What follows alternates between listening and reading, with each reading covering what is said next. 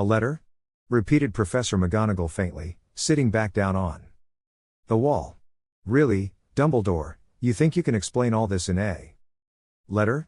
These people will never understand him.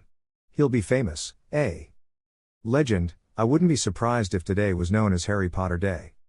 In the future, there will be books written about Harry. Every child in our world will know his name.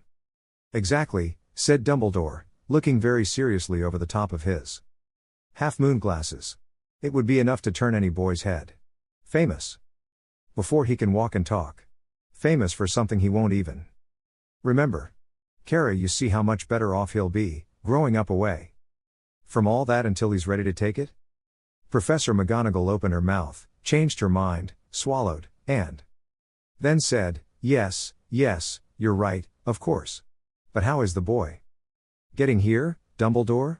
She eyed his cloak suddenly as though she thought he might be hiding Harry underneath it. Hagrid's bringing him. You think it wise to trust Hagrid with something as important as this? I would trust Hagrid with my life, said Dumbledore. I'm not saying his heart isn't in the right place, said Professor McGonagall grudgingly, but you can't pretend he's not careless. He does. Ken too, what was that? A low rumbling sound had broken the silence around them.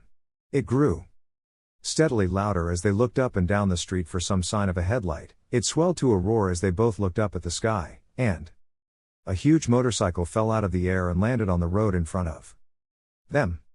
If the motorcycle was huge, it was nothing to the man sitting astride it. He was almost twice as tall as a normal man and at least 5 times as wide. He looked simply too big to be allowed, and so wild, long tangles of bushy black hair and beard hid most of his face. He had hands the size of trash can lids, and his feet in their leather boots were like baby dolphins. In his vast, muscular arms he was holding a bundle of blankets.